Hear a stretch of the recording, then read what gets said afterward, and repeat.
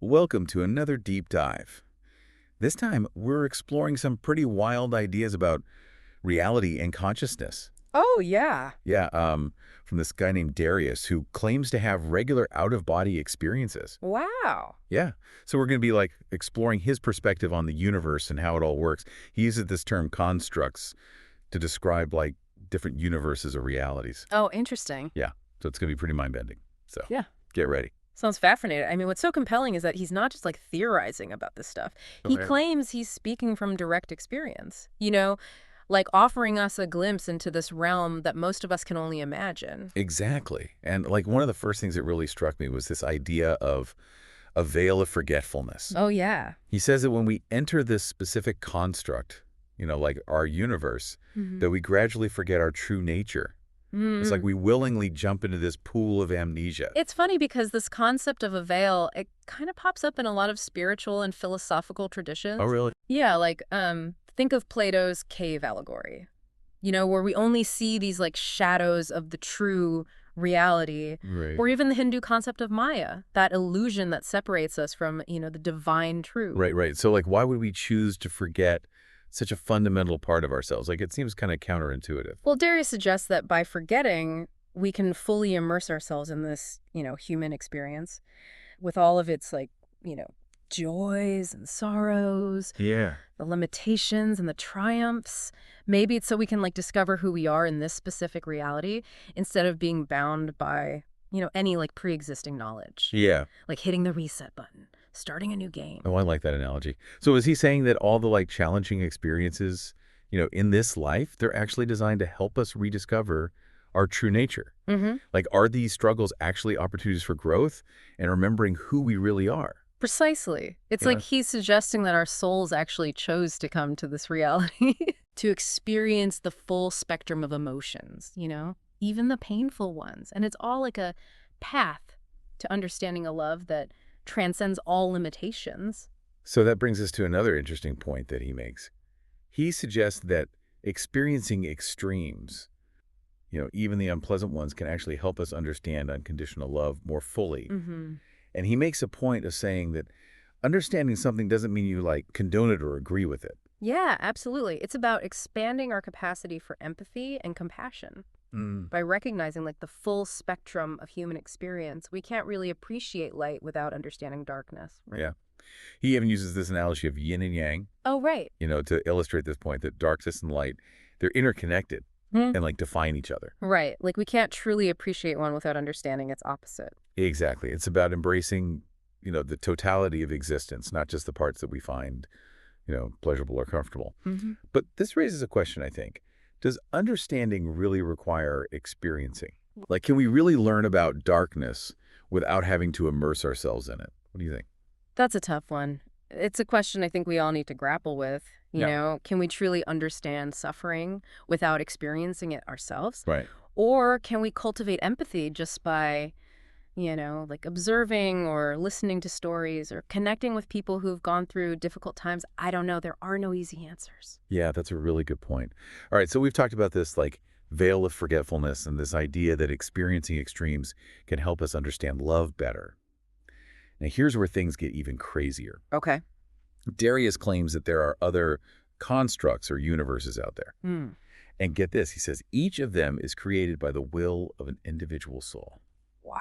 I know, right? Yeah. And he describes this base level reality where all these constructs exist. He says it's like houses along a road. That actually aligns with the concept of the multiverse. It's like a theoretical framework that suggests that there are multiple universes beyond our own. Hold on. So he's saying that our universe is just one house on an infinite street of realities. Yeah, basically. And he says each of these universes is created by the will and desire of an individual soul. Whoa. So if I could create my own universe, Mm-hmm. it would be like totally unique to me Yeah. based on my own desires and values and stuff. That's what he's suggesting, yeah. It's a pretty wild concept. And it kind of leads us to another fascinating claim he makes about free will and consciousness. Okay. He believes that true freedom can exist if there are limitations. And he says that our souls, our consciousness, are the real dictators of reality, Wow. not the other way around. He literally says The universe is not dictating your soul consciousness. Your soul being consciousness is the dictator of the universe and creation all around it. It's a pretty bold statement. It is. It challenges that whole debate, of free will versus determinism. Are our lives already set, or do we have the power to shape our own destiny? And Darius, he's firmly on the side of free will. He believes that our consciousness is actually molding the universe. He actually asks us to think about this. Does the universe dictate consciousness?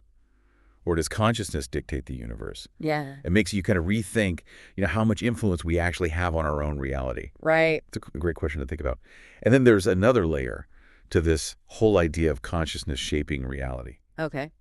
Darius says that even when we're sharing the same experience, individuals will perceive it differently based on their consciousness. It's true. It is. Just the other day, I was talking to my family about this childhood memory, and everyone had like a totally different version of what happened. It was wild. It was like we were all in different realities during the same event. That really highlights the subjective nature of reality and the power of perception, Yeah. Our experiences are filtered through this unique lens, like our own beliefs, values, past experiences. It shapes how we see the world. So it's not like we're just passive observers in this universe, right? Right. We're actively creating it with our thoughts and beliefs and perceptions. That's what Darius believes. Yeah. And if he's right, that has huge implications for how we approach our lives, our relationships, even our understanding of the world around us. It's a lot to process. We've covered this veil of forgetfulness, the idea of multiple universes, and now the power of consciousness to shape reality. I mean, where do we even go from here? Well, next time we're going to be exploring Darius's experiences with out-of-body states. We'll talk about the nature of time and what it means to truly remember our divine origins. It's going to get even more mind-blowing, I think. Okay, I'm ready. Bring it on. Welcome back to our deep dive into the extraordinary claims of Darius. Last time we left off with this idea that our consciousness might actually be shaping our reality. Right. So now get ready to explore his experiences with what he calls out-of-body states. Okay. And what they might reveal about the nature of time and reality. So Darius claims he can leave his body and explore these other realms. He does. I mean, this is where I start to wonder if we've crossed over into science fiction. It definitely pushes the boundaries of what we normally consider real, I guess. But, people have reported similar experiences throughout history. From shamans in ancient cultures to modern-day accounts of near-death experiences. So it's not a totally new concept. Yeah, that's a good point. So what does he say it's actually like to have an out-of-body experience? What does he feel? Well, he describes the sense of liberation, like being untethered from the physical body and able to move through time and space with incredible freedom. And one of the most interesting things he talks about is how time itself seems to operate differently. Different. He suggests that time as we perceive it here in this construct isn't linear at all. He says, when you're out of your body, you see time for what it really is. You experience past, present, and potential futures all at once. Wait, so instead of time being a straight line, it's more like a giant web where every moment exists at the same time. That's a great way to visualize it. Yeah. Instead of a river flowing in one direction, it's like a vast ocean where all moments coexist. Wow, that's pretty mind-blowing. But if that's true, wouldn't that mess with our idea of free will? If all these possibilities already exist, are we really making choices, or are we just following a predetermined path? That's the big question, isn't it? And it's one that's puzzled philosophers and scientists forever. But Darius seems to believe that we do have free will, Okay. but it operates within this larger framework of infinite possibilities. He suggests that our consciousness chooses which path to focus on, which reality to experience. So it's not saying everything is predetermined, but that we have the ability to kind of navigate through these possibilities and choose our own adventure. Exactly. It's like we're captains of our own ships sailing on an ocean where every possible destination already exists. Okay, I like that analogy. Right. So besides this different perception of time, what else does Darius say about these out-of-body experiences? Does he talk about encountering other beings or visiting other places? He does. He describes these different realms or levels of existence within this construct and how our consciousness can access them during these out-of-body states. Okay, so what are these realms exactly? Are they different dimensions? He doesn't give a ton of detail about their specific nature, but he describes 12 realms in total, 12. each with its own unique qualities and inhabitants. 12 realms. That sounds a little out there. I know it can be hard to wrap our heads around it, but remember, he's describing his own subjective experiences. Right. These realms may be symbolic representations of different states of consciousness Okay. or levels of reality that we can access somehow. So are these realms physical places? Can we visit them in our everyday lives or only during these out-of-body experiences? That's a good question. Darius claims that these realms are actually accessible to all of us. Really? But he thinks that we've kind of been conditioned by society to forget how to tap into them. Interesting. He believes that we've been conditioned to just focus on the physical world and to dismiss anything that falls outside of that limited framework. So it's like we've been given this map to this vast and amazing kingdom, but we've been convinced that it's just a child's drawing, and we've dismissed its significance. Exactly. And Darius believes that one of the keys to accessing these realms is through the heart. The heart. Yeah. But isn't the heart just an organ that pumps blood? What does it have to do with exploring other realms? Well, Darius sees the heart as much more than just a physical organ. He describes it as a trawl field. A what? A trawl field. He says it's like a electromagnetic field that holds this immense power.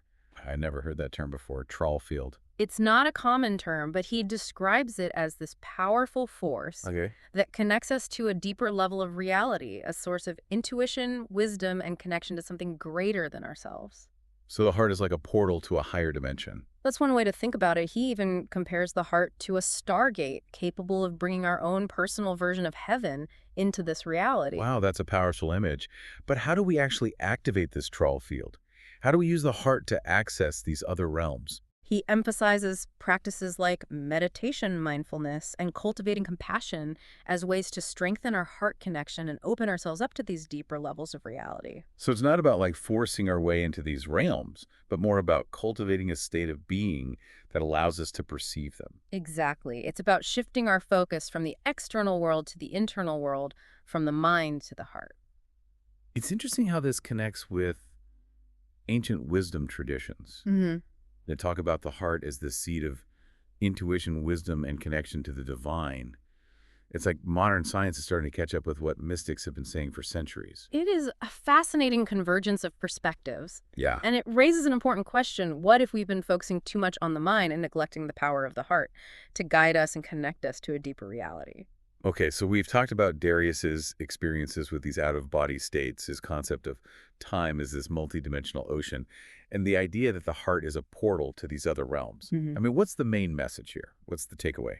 I think Darius's message ultimately boils down to remembering who we truly are.